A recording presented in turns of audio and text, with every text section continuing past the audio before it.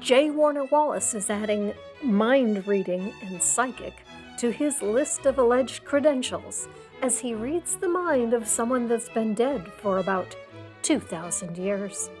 Let's have a chat.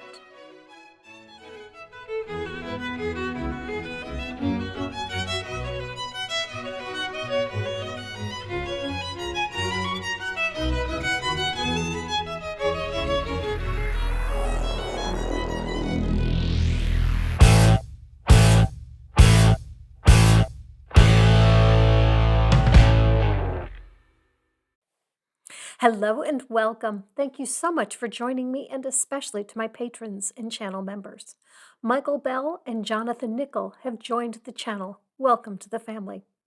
Our used car salesman detective is back this week with another failed attempt to defend a god that supposedly is perfectly capable of defending himself, but prefers, as we do, to watch the antics of people like Wallace attempting to do it for him. If God were real, we should have heard, "Hold my beer," by now. Let's see what he has for us today. Today, I want to cover an objection that I hear a lot that I think is worth our time and attention, and here it is. It's this idea that even Jesus didn't think Jesus was God. I mean, you guys in Christianity, you all think that look, Jesus may have lived, he may have been an ancient sage, and he's certainly said a lot of smart things, said a lot of important things, said a lot of things that would develop moral character, but don't think for a second that he thought he was God. That's crazy. I've never made this argument. Have you? When I was a believer, I heard people claim unbelievers say this, but I've never heard an unbeliever care one way or another as to what Jesus may or may not have said.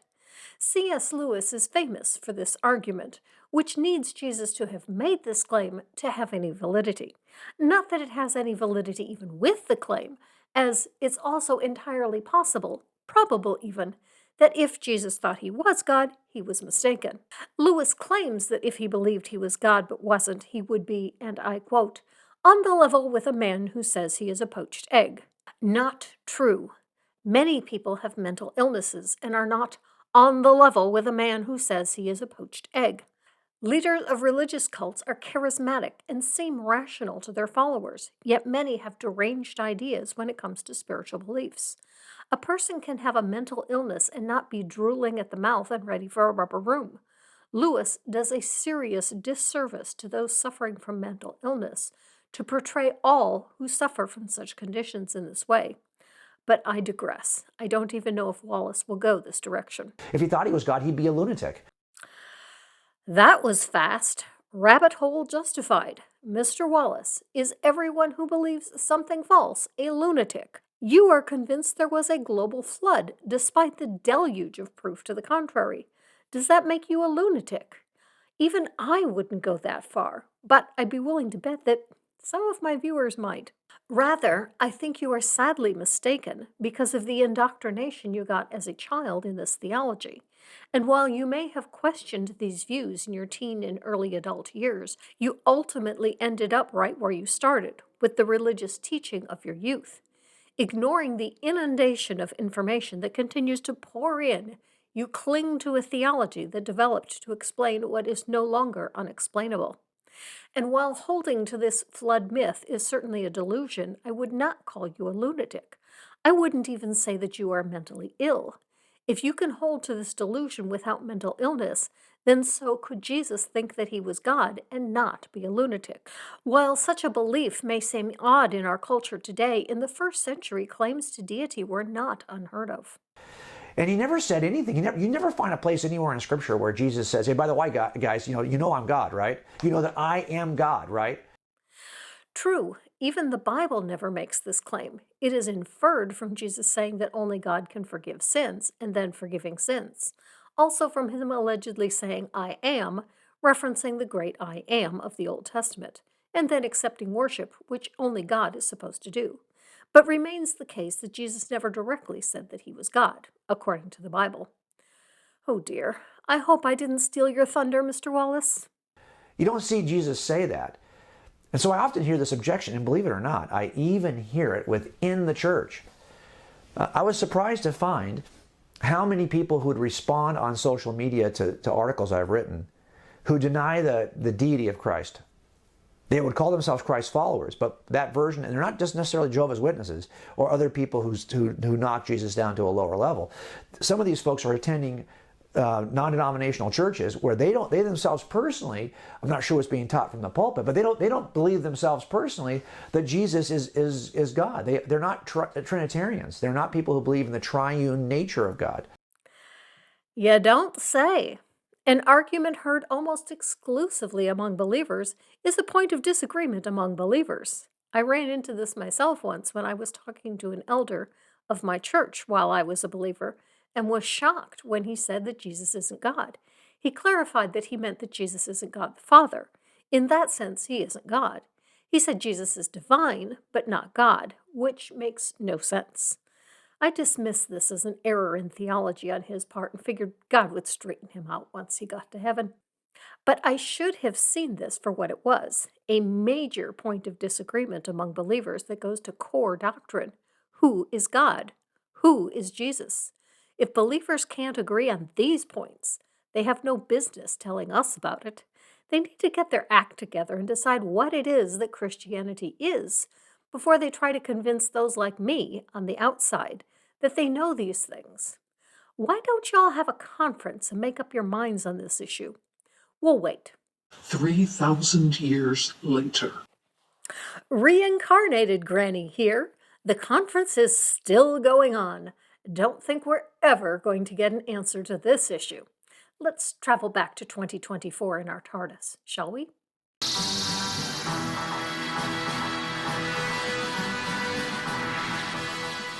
So I do want to answer this question, not just for those people who are outside the church who might object to this, but for people who are inside the church who don't yet accept this truth. Cool. Wallace is supposedly going to convince even us skeptics. Bring it. I mean, that's at least the very, very first step. I'd have to look at that. I mean, if you said, well, Jesus didn't actually say this literally, well, first of all, he might have said it in the context of the first century. You might have missed it. But one thing is for sure, Jesus consistently spoke as though he was God. All the other biblical wise men, the Old Testament prophets, all those folks who spoke and whose words are now recorded in the Old Testament, for example, they spoke for God. This is what the Lord Almighty says, or this is what the sovereign Lord says. These are the words of God. But you know that Jesus never did that? He never, ever, ever spoke that way. He never started a sentence saying, God says, the Lord Almighty says. No, instead, he said, verily, verily, I tell you. Or truly, truly, depending on the translation, I tell you the truth. He never spoke for God like the Old Testament prophets. He always spoke as God. There's a difference. Did he speak as God or as himself? I would argue the latter. He also said of the Old Testament, you have heard it said, but I say to you, clearly disagreeing with and changing the Jewish law. This wasn't just once. He said this of divorce, adultery, calling a person a fool, and the Sabbath. This doesn't sound like a person who is God. He disagrees with the Old Testament God as to what the rules are. It sounds to me like he has completely separate thoughts and ideas and doesn't agree with the Old Testament God about how people are to behave. If Jesus were speaking as God, one would think he would at least agree with himself. He assumed that he had the authority of God, and that's why he didn't say, hey, God says this. He said, I said this. I say this. I'm speaking with the authority of God. That's not what I'm hearing. I say this sounds like he is speaking on his own authority. On the other hand, there's this verse which says that Jesus is not speaking on his own authority, but it goes further. It claims he is speaking the words God gave him.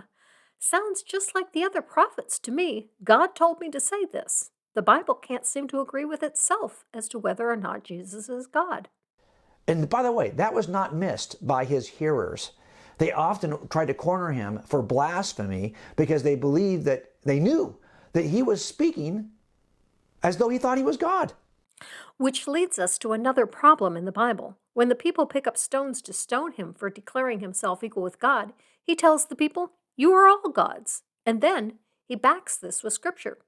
So if that's the defense, no, I'm God, so shut up. He could have caused the rocks that they were about to stone him with to turn to sand. He tells the people instead that he's no different from them. They're all gods.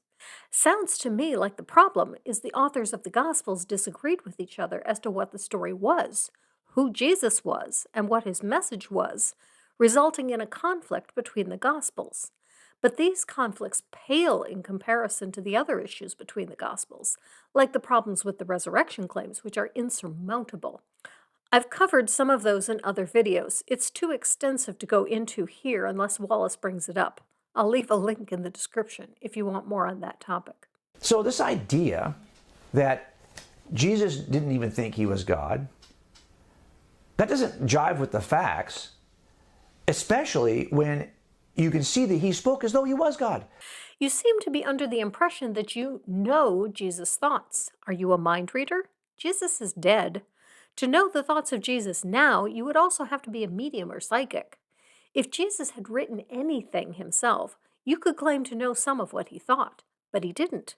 No scribe wrote down what he said either. We have no reason to think that the gospel authors ever even met Jesus, which means anything in your books is third-hand at best. Based on third-hand information, we can't possibly know what Jesus even said, let alone what he was thinking. So I really think part of it is that we want to be able to help people see that we talk about this in forensic statement analysis, that your words will give you away and Jesus' words also gave him away. To do that, you need to have the actual words. You don't have that. Worse, the Bible you are reading from is a translation from a bunch of manuscripts of earlier manuscripts, which were copies of earlier manuscripts. We don't even know what was in the original manuscripts, let alone what Jesus actually said.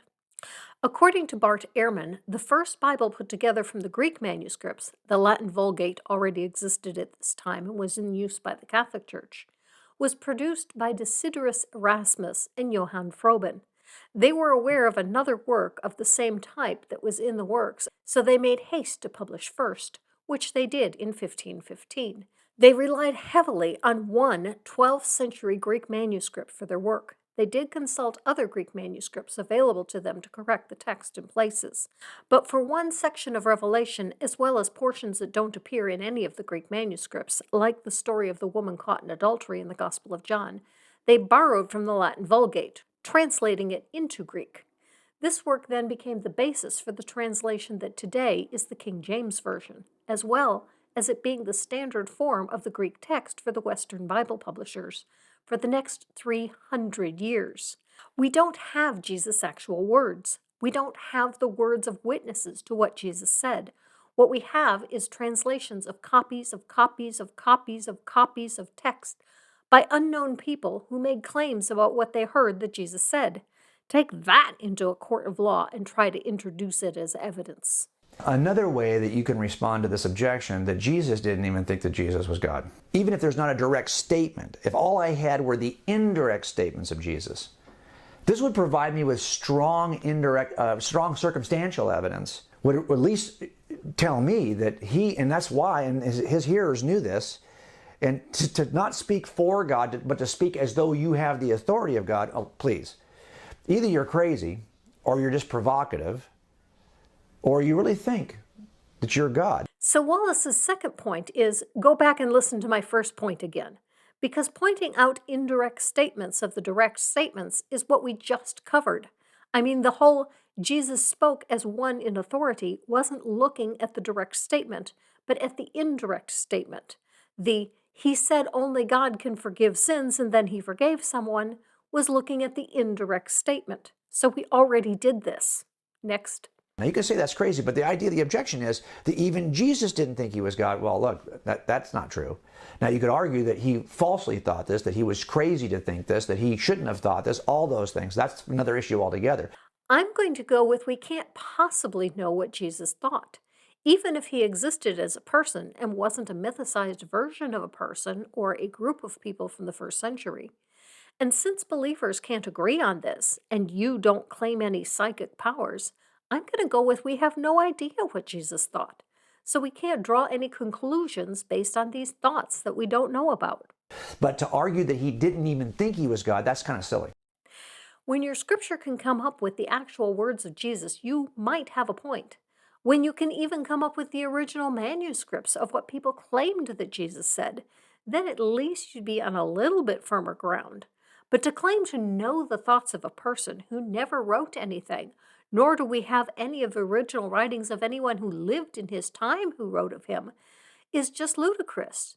Okay, if Jesus didn't think he was God, why in the world would he accept the worship of others? I mean, right, that the Jewish people were raised with the Ten Commandments. And the first of those Ten Commandments is pretty simple. It's, I am the Lord your God. You shall have no other gods before me. And this is why the idea of accepting worship was troublesome and offensive to those who were God worshipers. They realized that God is God, I am not. If what you say is true, and again, we have no reason to think any of these things really happened, but if they did, why are these people worshiping Jesus? If, as you claim, this is such an offensive thing to do. If this is an offense not only deserving of death, but according to the second commandment, to their children and grandchildren and great-grandchildren as well, why are they doing this? The fact that no one is looking to stone these people who are allegedly worshiping Jesus is pretty good evidence that no one in the story thought that they were worshiping him as God. And for that reason, Jewish believers did not offer worship to anyone other than Yahweh. And to accept worship as if you were God, that was clearly blasphemous. So why do you have people doing this in your version of the story? Even if the people thought that Jesus was God and Jesus thought that he was God, the crowd sure didn't. That the crowd didn't condemn the action tells me you aren't interpreting this correctly, or the oral stories were embellished, and the people who did the embellishing didn't think about that when they added it to the story. There are any number of reasons why the story might be the way it is, but that we know what Jesus was thinking is extremely low on the probability list. But that's exactly what Jesus did, right? Over and over and over again, repeatedly, he accepted worship from his disciples, from those that he healed, like the leper, right, and the blind man in the Gospels, and even from synagogue rulers. Why would Jesus do something like that? Why would Jesus accept worship from people, which is a blasphemous act, if he didn't at least think he was God?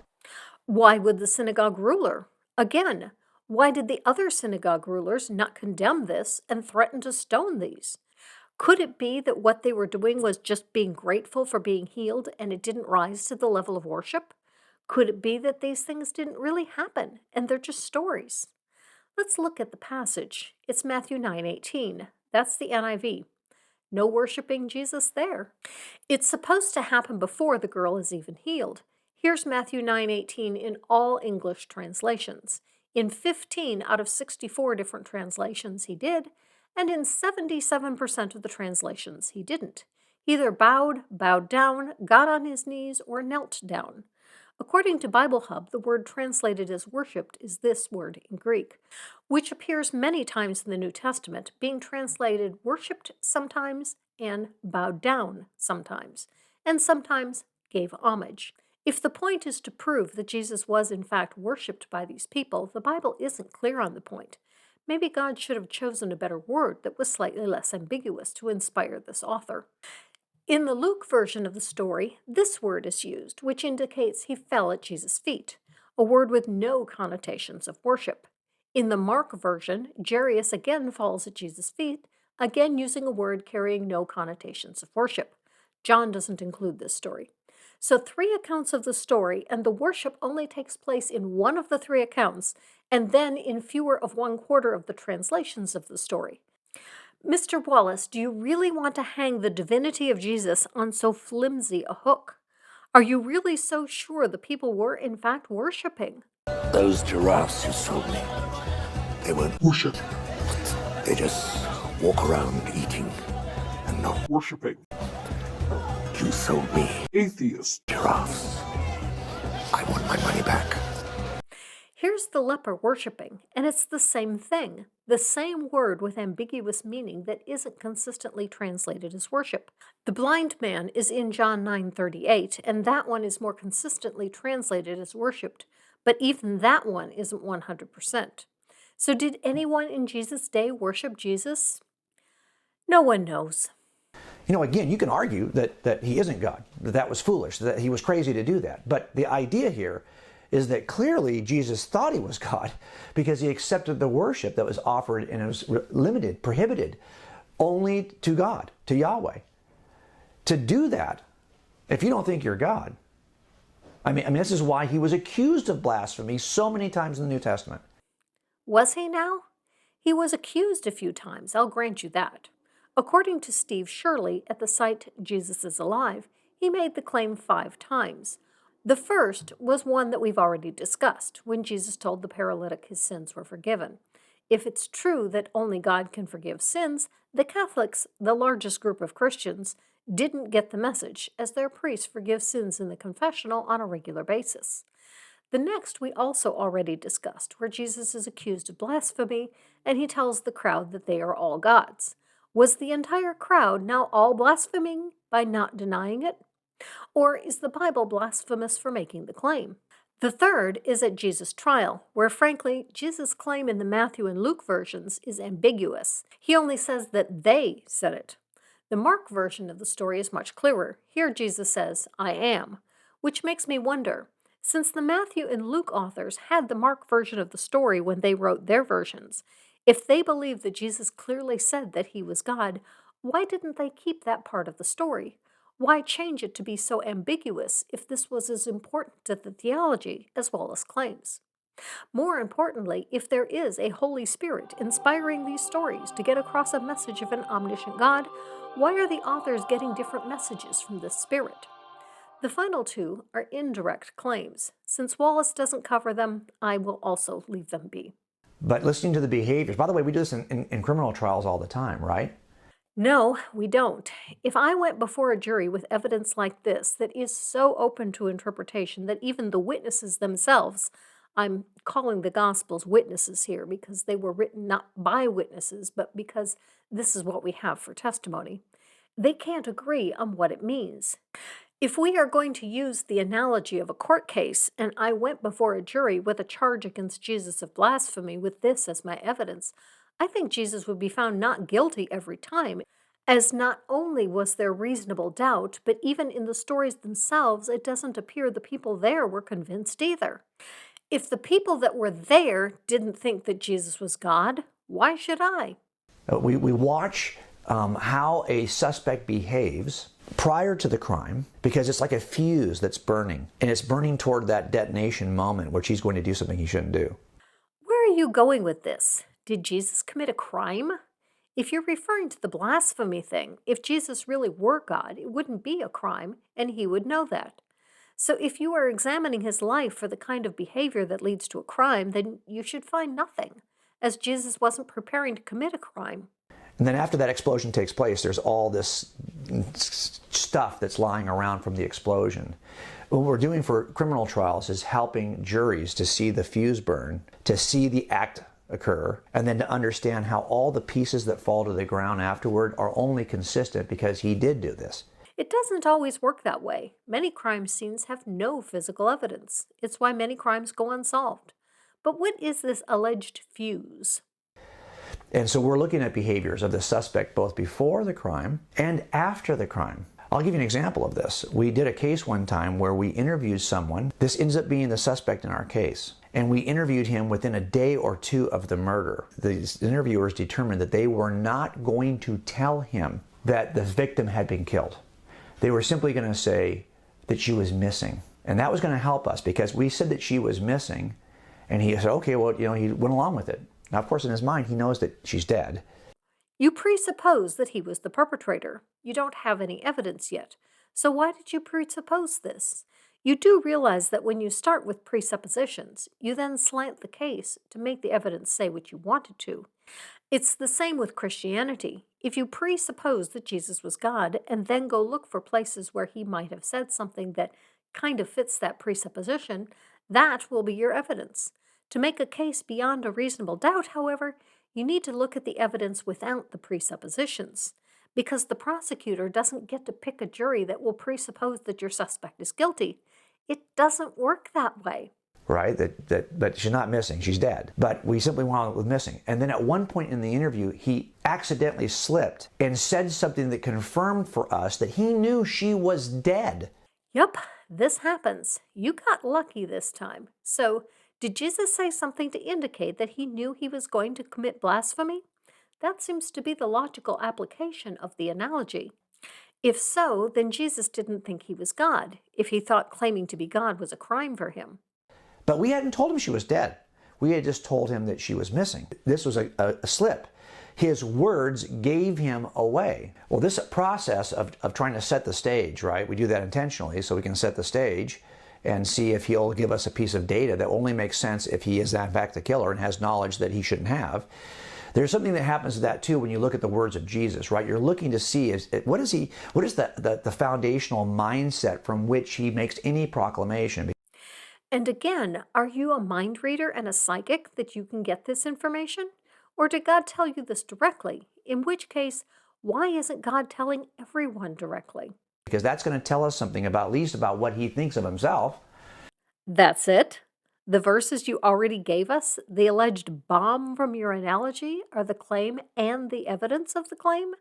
What happened to this fuse that you promised us?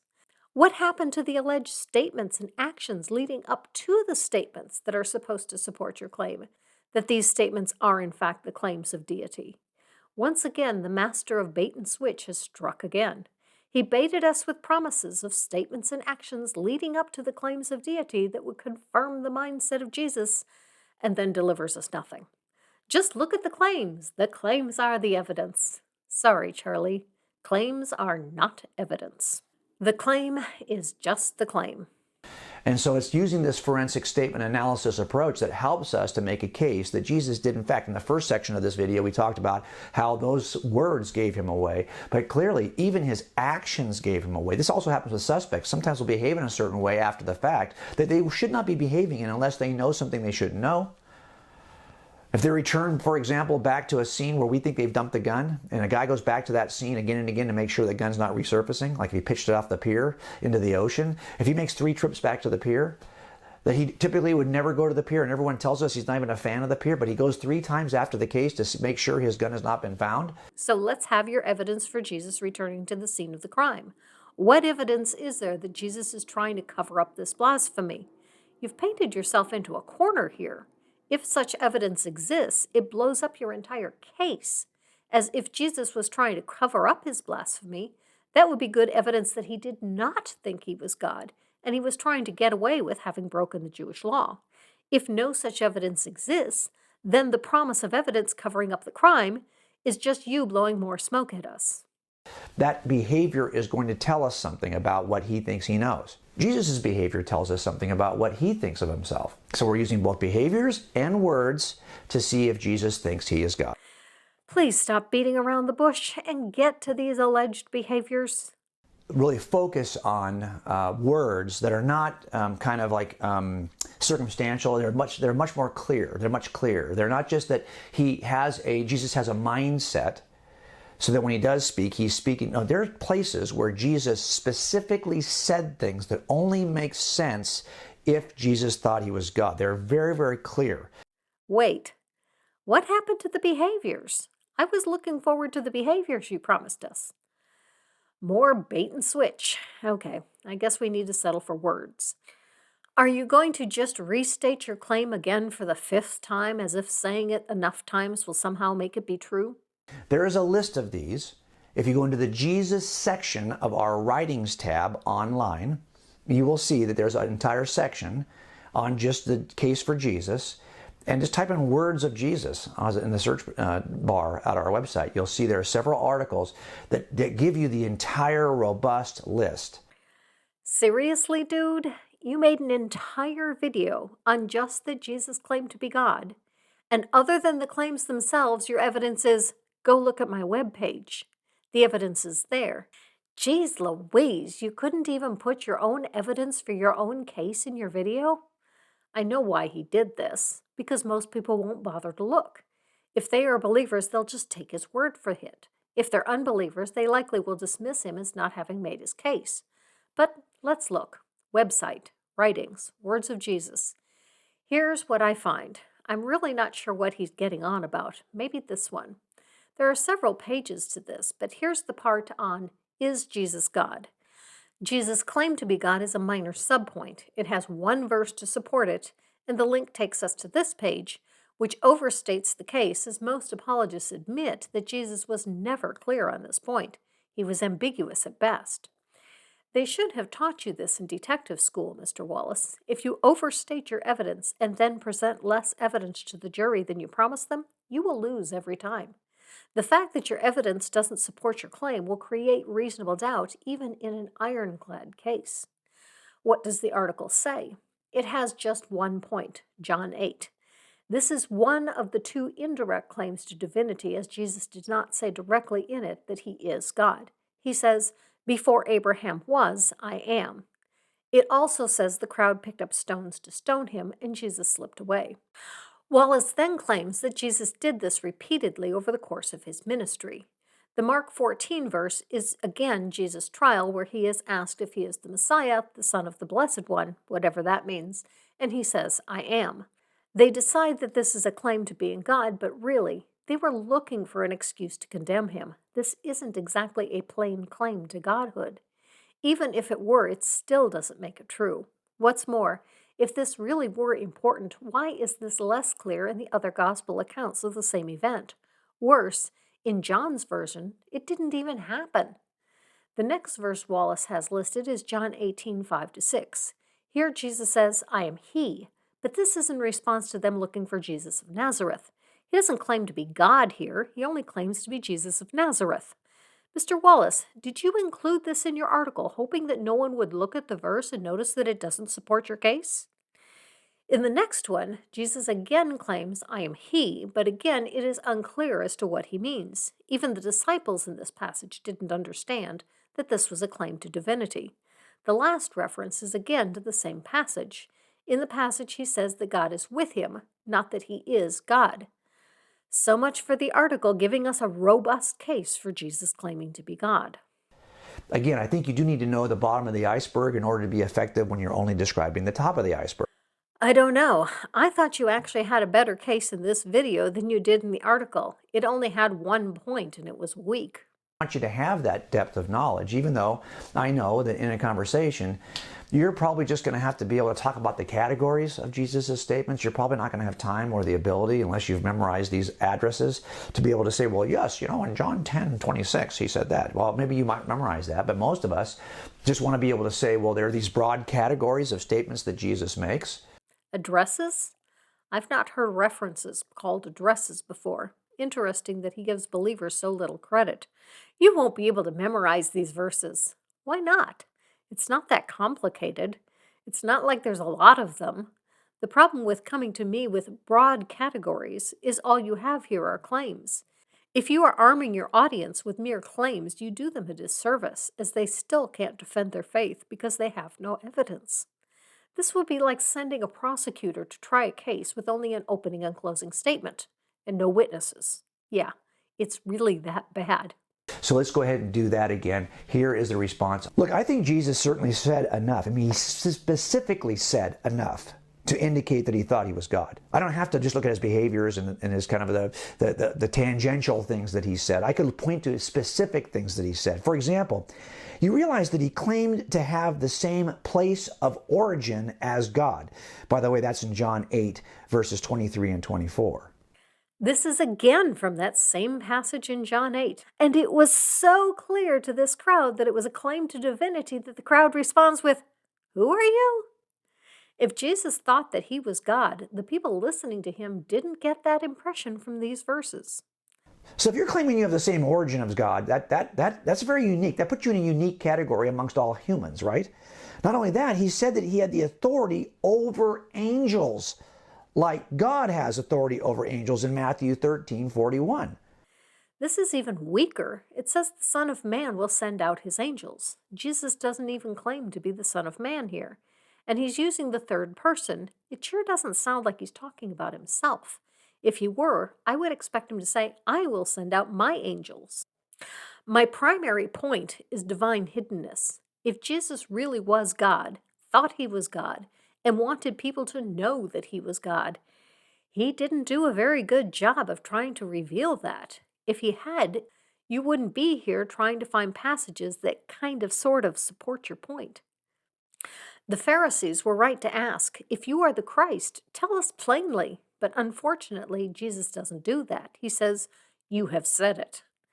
If there really was an omniscient God that wanted everyone to believe in him, he should be able to communicate that clearly enough that he doesn't need a bunch of apologists running around trying to find evidence that Jesus really is who the apologists say that he is. We should be able to find a clear communication that he is who he is.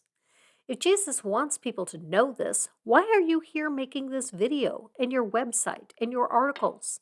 Why is Jesus not doing this? He's supposed to be omnipotent and timeless. This should be an easy thing for him. If he can't be bothered to tell me who he is and what he wants, then I find it impossible to believe that he cares about a relationship with me. Who has that kind of authority? God has that kind of authority. If you're saying he has that kind of authority, he's claiming to be God. Except he didn't even do that much. He said the Son of Man had the authority, in a manner suggesting that he is not the Son of Man.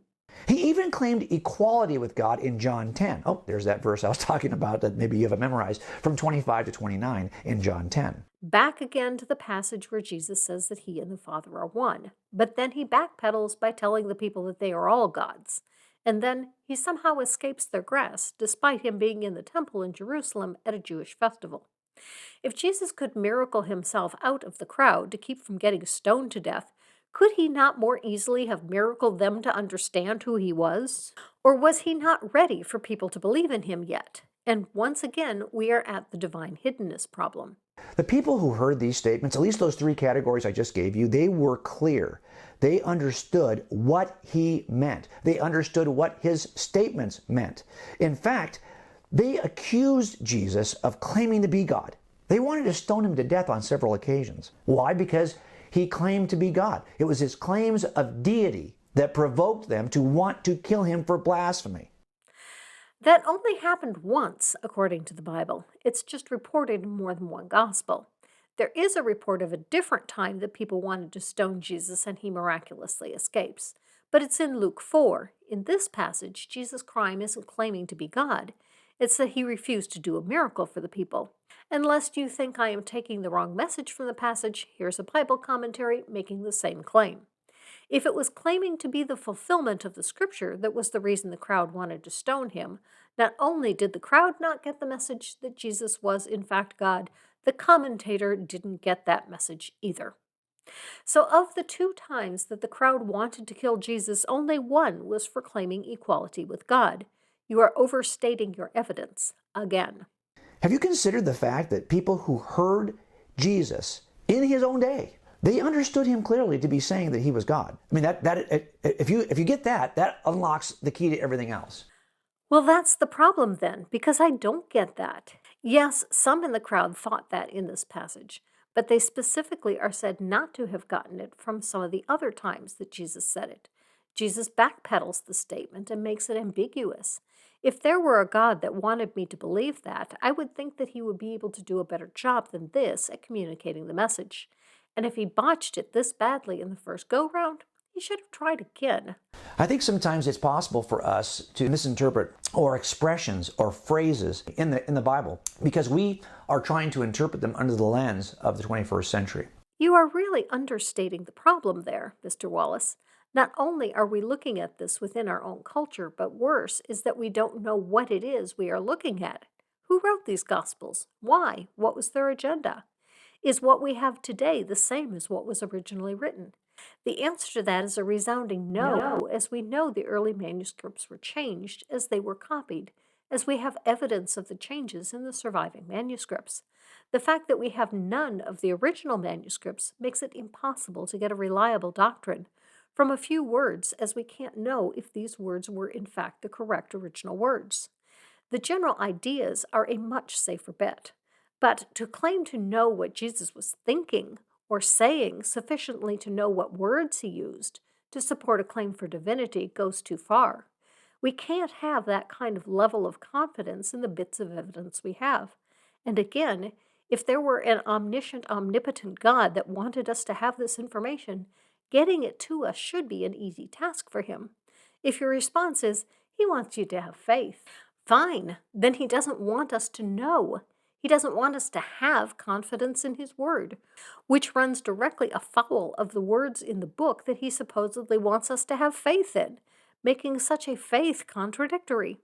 And in an earlier broadcast here, we talked about how that word slavery is oftentimes misinterpreted. You kind of think of it in New World language, and when it's offered and used in the Old Testament and the New Testament, it's got an ancient Near Eastern meaning. It's very different. It's still owning people. It's selling people as property. This isn't any different. Why did you bring up slavery? This is one of your God's greatest moral failures, that he condoned the buying and selling of people. You should have quit while you were on shaky ground, not gone to where you have nothing at all beneath your feet to catch you as you fall. I think what we ought to do, if we're really serious about what we think Jesus said, rather than us interpret it and say, well, that's not the way I would have said it. I mean, if I was Jesus and I wanted people to know that I was God, I would have just flat out come out and said, time out, everyone. Just so you know, Yahweh, that's me. God, that's me. I hear this often from believers. You just want God to do things your way. No, I don't. Just because I suggest a way God could have done better in accomplishing his alleged goal doesn't mean that I think God needed to do it that way. Rather, I'm saying that if I, a mere mortal, can come up with a more efficient way of doing something or a more effective message, surely the omniscient God of the universe could have done better than what I have. I find your God's lack of problem-solving skills disturbing. So you could say, well, then he never thought he was God. Or you could actually, instead of trying to reinterpret the words, because you may not have his words in the proper context of the first century, but the people who heard him, they knew what he was saying in the first century. The problem isn't that we don't know in today's context what Jesus was saying in the first century. It's that we don't know what he said at all. What words did he say? We don't know. If he wants us to know, he needs to find us some original manuscripts or give us some new information. Either way, I'm easy. I'm easy. So instead of pinning on the words of Jesus, you could simply pin on the reaction of those who heard Jesus. That would be a way to know, how was that received in its context? How was that received in the first century? And if you did that, you would come away with the idea Jesus clearly was making statements related to his deity, because everyone who heard him knew he was doing that, and they interpreted it that way. So your Bible claims, if there really were such great crowds of people that all heard this and all felt strongly about it, you would think that at least one person that could write would have been in that crowd and would have written about it. If there were a God that knew this was to be an issue, he could have made sure that a secular historian would be in the crowd and would be moved to write about it. Instead, all we have is religious books by people with an agenda to communicate a theology, claiming that these things happened. Yes, these things do happen. Because to argue that Jesus thought he was God does not mean he really is God. Bingo! We've done all this work and still we have nothing. Even Wallace realizes at this point one still has no reason to believe. Was this all a waste of time then? He might just be a crazy old guy who in the first century, or young guy, who didn't know what he was talking about. You're going to have to be able to make a case for the deity of Christ. Wow, what a cop-out. Get it? Cop-out. But seriously, all this and still no reason to think any of it is true. I think the case for the resurrection is far weaker than this one. Jesus may have in fact claimed to be God. I don't know. I don't care. Jesus is dead. If he was God, he sure isn't anymore. He's dead. Live your life.